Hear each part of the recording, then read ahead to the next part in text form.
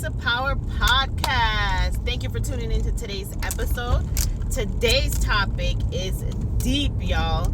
So today's topic is going to be why, when you have real self-love, you start requiring people to be an addition to your life. And I'm going to give you 5 reasons why. And I'm also going to go ahead and give you a personal experience with my testimony. And please remember to check out my custom t-shirts, www.custom-art-t-shirts.myshopify.com. Link is in the bio, also on your screen. All right, so let's go ahead and hop right in. So 5 reasons why when you discover real self-love, you start to require people to be an addition to your life. Yes. Number 1, you stop needing people for their company. Yes. You no longer look for people for company, but instead you look people to add to your life. You look for people to bring value to your life. You look for people to, just like they say, pros and cons. You start looking for people that don't take away more from you than they add. Number 2, you start to put your mental health first. You no longer feel lonely when you are alone. Therefore, you stop seeking attention from just anybody. Number 4, you start to judge people by their heart and their spirit. You no longer judge people by what they want you to see, by the attention they give you, by the energy they try to project in front of your eyes, but hide behind closed doors. So you really start to judge people by their heart and their spirit, which really tells you who they are. And number 5, very important, you no longer start to look for people to not feel lonely. Just because you're alone doesn't mean that you feel lonely. You know, in your healing journey, you will find you no longer feel lonely when you are alone. So you no longer start to look for people and surround yourself with just anybody, just any old body to fill that void of feeling lonely. Yes. So I'm going to go ahead and give you a personal experience of how God changed my life. And like I was telling one of my soul sisters the other day, when God is working on you, let him work. So many times we fight the process. So many times we're stuck in our own ways and we are really fighting to stay in control. So when God is working on you, let him work. Let him do his thing, because I promise you, it will be so worth it. God has changed my life in so many ways, but I think the most important way that I have realized he's changed my life, the most drastic way, is how he changed me to a point where I no longer crave the same things. How certain things no longer catch my attention. It's like he's wiped the taste out of my mind of craving certain things, of craving certain people's attention. You know, sometimes what used to catch our attention just no longer fills that void, just no longer even catches. Like for example, you see a certain type of, like, perfect example, your taste will change in people. Yes, your taste will change in people. The same people that you used to look at and maybe be attracted to, you no longer will be attracted to, because they no longer serve a purpose in your life. So I used to struggle a lot with processing my emotions, overcoming childhood trauma, and during my healing journey, I really discovered that I used to look for medical MJ to soothe that void, to really help me process emotions. I really used to struggle with processing emotion, and I used to always, in a sense, depend on that to really help me forget and process hard emotions. Well, God has changed me to a way where he's wiped that taste out of my life. I no longer even crave MJ. I no longer need MJ to soothe me, to help me heal anxiety, to help me heal depression. I no longer depend on anything to help me process emotions.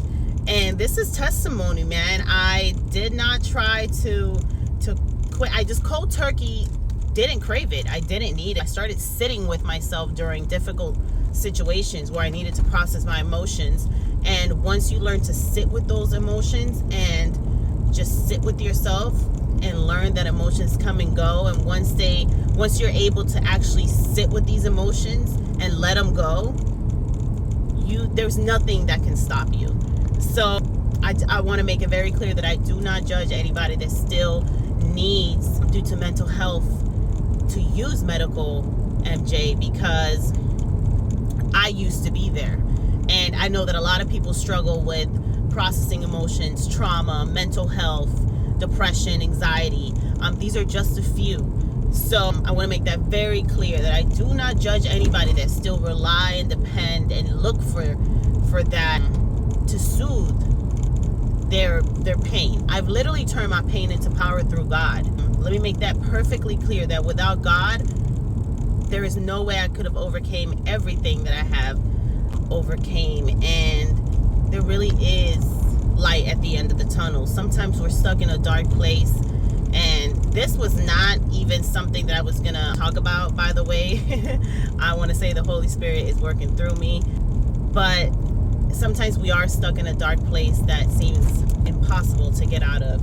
And sometimes we think that these different solutions, these different temporary solutions, because they soothe us in the moment, will help us get out of these dark places. But let me tell you one thing I've learned: it does not. Without God, you are not going to get out of that dark place. Without prayer, without really having faith and trusting the process and allowing God to work on you, these temporary solutions are just that. You will always come back for more to fill that void. And at the end of the day, what I've learned is, until you learn to sit with these emotions, until you learn to have to pass and face these difficult times without anything, without anybody, without any drug, without any help, just you and God, you will stay in a dark place for a little bit longer than you need to. It doesn't mean you won't get out of it, but it will make it a little bit more difficult, a little bit more long. Your journey through healing will take a little longer. And I am just so happy that I found God, that I found that light at the end of the tunnel, that I went through it, because every day emotions come and go, every day ups and downs, but not having to turn to rely on anybody, on anything to get me through it, just turning to God is everything. And please remember to go ahead and check out my custom t-shirts at www.custom-art-t-shirts.myshopify.com. Link is in the bio, also on your screen. So I'm going to go ahead and give you a personal experience. This is my testimony. When you are getting closer to God, when you read the Bible, when you know God characteristics, when you know what God has planned for you and you fully trust in Him, there is nothing the devil can do to trick you. It just won't get through. There is no mind games that can get through to you, because you see right through it. And the devil will use close family members. The devil will use the people closest to you to play with you, to trick you, to bring you back to your old ways. And let me tell you something, the devil has no authority over you unless you allow him to. And remember that God won't allow you to go through something that He has not already planned and aligned for you to go through. So everything that you go through is a test. And I am living proof, y'all. I'm living proof. I have overcame narcissistic abuse from my parents growing up. I have overcame narcissistic abuse from my ex-narcissist. And I am living proof that God will get you out of these storms, but you have to allow Him to work on you. You have to allow Him to work and to see you through it. I want to go ahead and give you a little bit of how my life has turned around and what I came from. Because like I said, the devil will use the people closest to you to attack you and to fulfill his assignment. So growing up was very difficult for me. My father was very emotionally and verbally and mentally abusive towards me. There's nothing that I can do right. Let's just put it like that. As a teen, I would never be home. I turned to my friends, I turned to the streets. I would never be home because I did not feel peace at my house. I did not feel safe. Let's just say that. And when I say there's nothing that I can do right, I'm going to give you a very, very clear example. I remember when I was in my teen ages, for example, where I parked my car. I mean, when I tell you there is nothing that I can do right, there is nothing that I can do right. Everything was a battle. It was a battlefield in that house. I mean, I'm talking about if it's his turn to do the dishes and my mom gets home angry because they're not done, he would turn and say it was my turn. Everything I did was demonized, down to the way I laughed. And this abusive cycle, I believe in generational curses, and this abusive cycle would have continued on to generations later had I not been the chosen one to stop it. I completely, right up until my 30s, he would still be verbally abusive. Anytime he would come home from work, he would get into this abusive cycle of projecting all of his negative energy onto me and then playing the victim very quickly. So, and he would also throw God into it. If you knew your 10 commandments, you know, it would be, when I look back, it was sick. And there, and that was confirmation for me nowadays of why I was such, which I really don't think I was a rebellious teen. I think I was really running away from this type of environment. When your parents don't protect you, when your home does not feel like a safe space, you tend to turn to other people. It's human nature to look for that love that you don't receive in the home. Remember, as a teen, your brain is still, your frontal lobe is still forming until the age of 26. So I'm not saying you're not all there, but emotionally you are very, very sensitive. Whereas running away, just like in any abusive cycle, running away is what you turn to. You run away and you run towards anybody in the streets, friends, and anybody that will just give you a little inch of love, because at the end of the day, that is what you're searching for. Also, because you are familiar with abusive cycles, you normalize abuse and you turn to relationships that are familiar to what you are receiving in the home. So I can definitely understand why I had such a struggle with processing emotions, why I would allow these different attacks in the home to get the worst out of me. And like in human nature, you are to defend yourself. Any attack, I would emotionally react instead of just,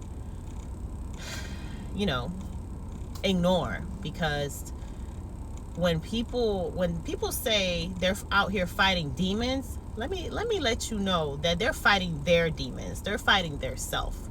So you start to understand that when people are being abusive towards you, turning the other way is the best option. Yeah, so leave them to fight their demons by themselves. Don't be part of the circus. See your way out as fast as possible. So what people don't understand about when you have childhood trauma is that the people that you seek for attention from, the people that you turn to, are not safe people, because these are the people that you have in the home that you are looking to as a safe space, right? So you're normalizing abuse.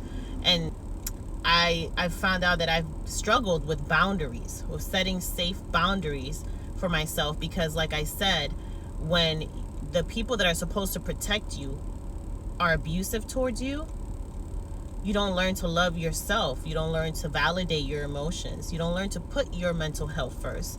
You learn to put all of these very important things last, and you actually leave it up to the next person to protect you and to validate your emotions. And when you do that, it's very, very dangerous, because there are a lot of abusive people out here that will take advantage of that. So this is my testimony, y'all. If God got me out of this generational curse, out of this abusive cycle, he can do it for you. He could do it for you. So I thank God every day that I have peace, that I have self-love, that I love myself, that I value my mental health. And I guarantee you that the moment that you start to love yourself, you start to look for people that are in addition to you. You no longer look for just any old body out there to give you love and attention. And a lot of the time, the love that you think you're receiving is not even love. It's just attention. So I hope this helps, and I hope you guys have a blessed day. Thank you for tuning in to Turn Pain into Power podcast. Remember, it is an everyday struggle. Every day you have to turn that pain into power. Every obstacle thrown your way, make sure you turn that into power. Remember to check out my custom t-shirts, www.custom-art-t-shirts.myshopify.com. Have a blessed day, y'all. Thank you for tuning in to today's episode.